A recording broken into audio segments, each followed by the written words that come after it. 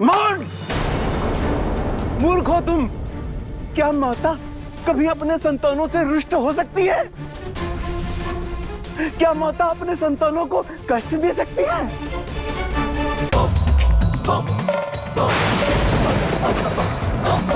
आस्था और शंका के मध्य बहुत ही सूक्ष्म रेखा है ना शिव।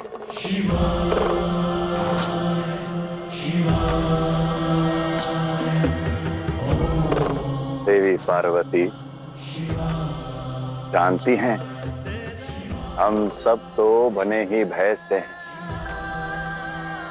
शंका से, विश्वास से। परंतु कभी कभी हमारे सृजन के इस आधार को हम सब भूल जाते हैं, अपने संतुलन को खो बैठते हैं। परंतु विचार का मूल दंड होता है ज्ञान, और ज्ञान के बिना अज्ञानता होती है। और जब भी मन अज्ञानता के अंधकार में प्रवेश करता है तब भय की उत्पत्ति होती है।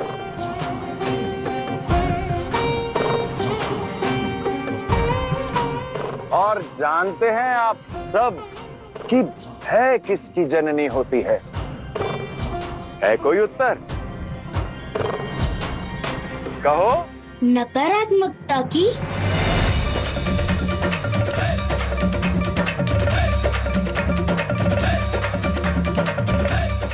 उचित है, उचित है, उचित है।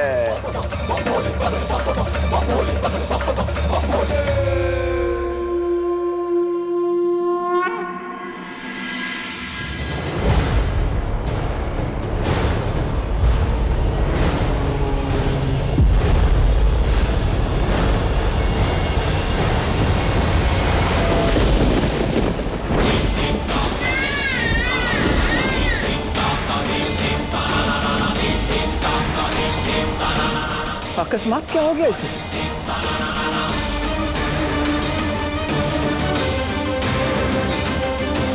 खा लो पुत्र, ज्वर कम हो जाएगा। थोड़ा तो खा लो। स्वामी जल्दी आइए स्वामी।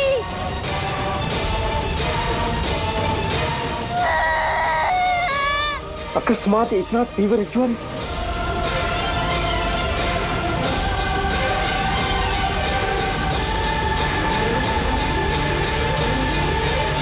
भोलेनाथ, तो क्या ये सभा भय के ज्ञान को उजागर करने के लिए बुलाई गई है महादेव? नंदी,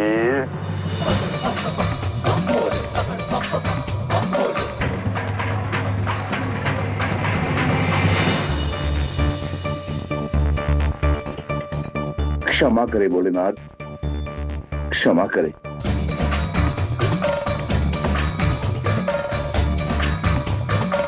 भोलेनाथ सबके साथ।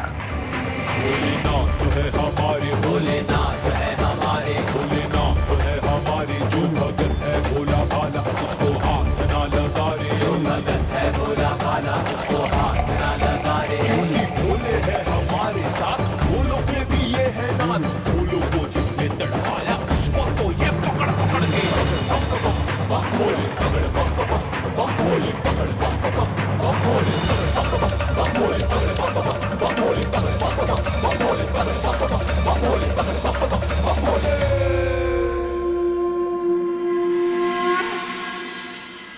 मन का भय मस्तिष्क में ज्ञान के प्रवाह को रोक देता है। तो जब तक अपने भय को भगाएंगे नहीं, जिज्ञासा को जागृत नहीं करेंगे, ज्ञान की कमी अज्ञानता का रूप ले लेगी और अज्ञानता आपको सत्य से बहुत दूर ले जाएगी। और जब जिज्ञासा आपका पथ प्रदर्शित करेगी, तब वो आप सब आदित्य कहाँ ले जाएगी? उसी पथ पर इंद्रदेव जिस पर आप निकल पड़े हैं।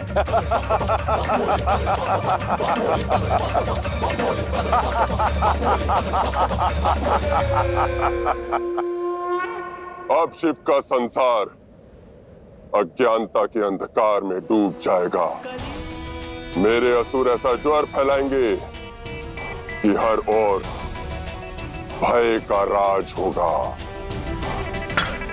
भय जो मन और मस्तिष्क में छा जाएगा, ज्ञान का अंत कर देगा। कली के कलयुग का शंखनाद होगा।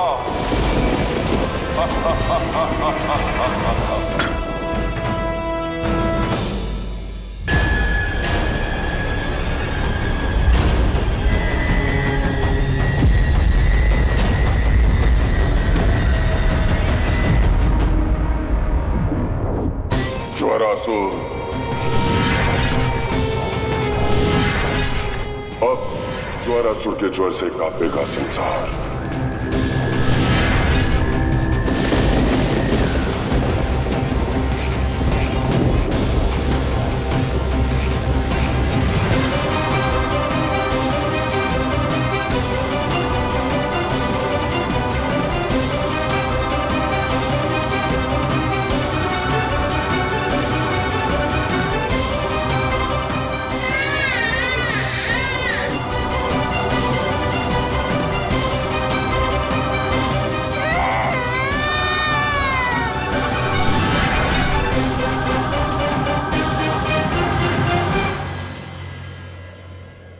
जानते हैं, जब मन में भय वास करता है, तब मनुष्य जो देखता है केवल उसे ही सत्य मानता है।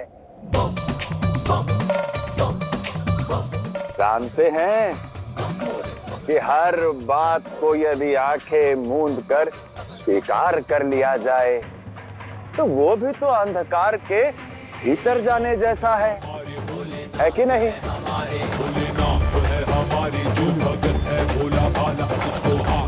और वहीं यदि हर बात का विश्लेषण किया जाए, संशय के साथ देखा जाए, उसे ठुकरा दिया जाए, वो भी तो अंधकार के भीतर जाने जैसा है कि नहीं?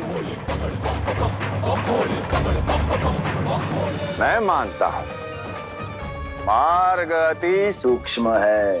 एक और वो अस्तित्व है जो हर किसी पर विश्वास करता है, तो कोई प्रश्न नहीं पूछता।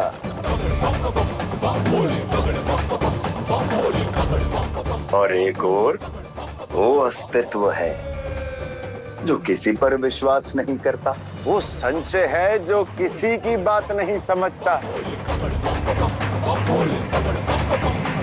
और जो साधक विवेक और संतुलन दोनों को खोजता है, केवल वही एक शब्द के पीछे का सत्य समझ पाता है।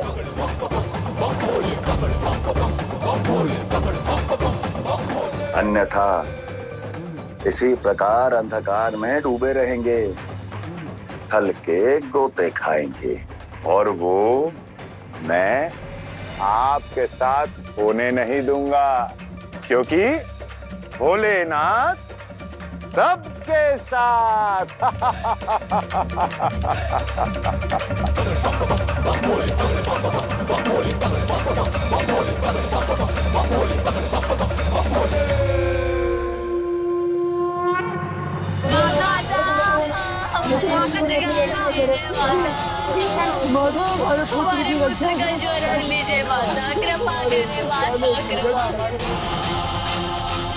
पुत्र, आंखें खोलो पुत्र।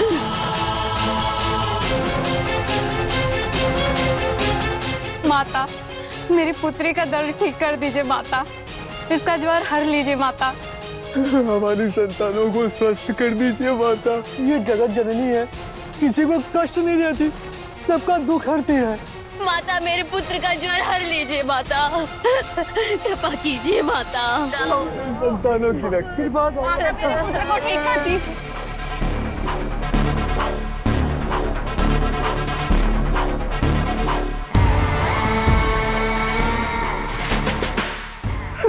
मेरे पुत्र मूर्छित हो गए माता, आगे खोलो। माता बचाइए माता।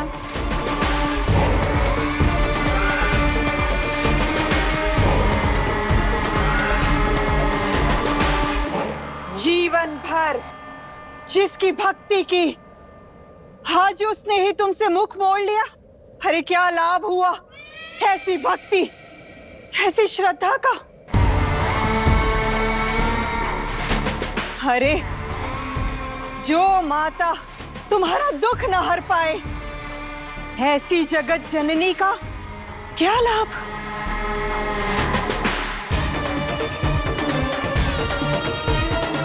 जहां जहां माता की भक्ति है, वहां वहां ये संताप है। रोना धोना, चीखना चिल्लाना, संतानों का यूं ज्वर में तड़पना। तुम सबने कभी सोचा है कहीं देवी तुमसे रुष्ट तो नहीं?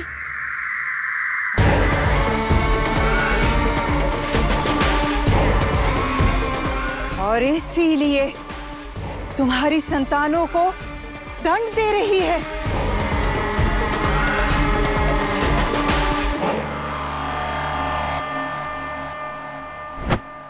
मान! मूर्ख हो तुम। क्या माता कभी अपने संतानों से रुष्ट हो सकती है? क्या माता अपने संतानों को कष्ट दे सकती है?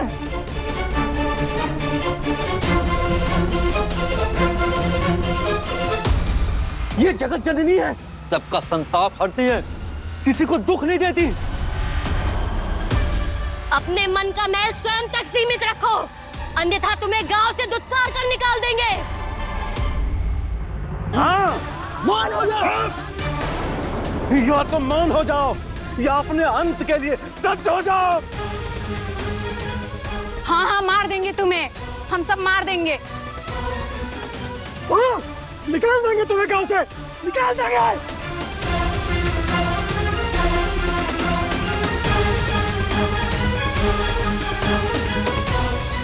ये क्या, ये तो शक्ति के विरुद्ध एक शब्द भी नहीं सुन रहे। कली के प्रभाव से इनकी भक्ति कम नहीं हुई। ये भक्ति नहीं, कली के फैलाए ज्वर का प्रभाव है।